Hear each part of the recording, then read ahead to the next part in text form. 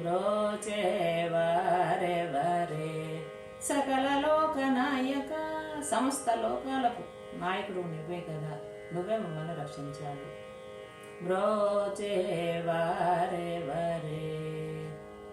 నరవరనీసరి, నరులలో శ్రేష్ఠుడైనటువంటి ఓ రాజా శ్రీరామ, నీకు సరి సమానమైన వాళ్ళు ఎవరూ లేరు.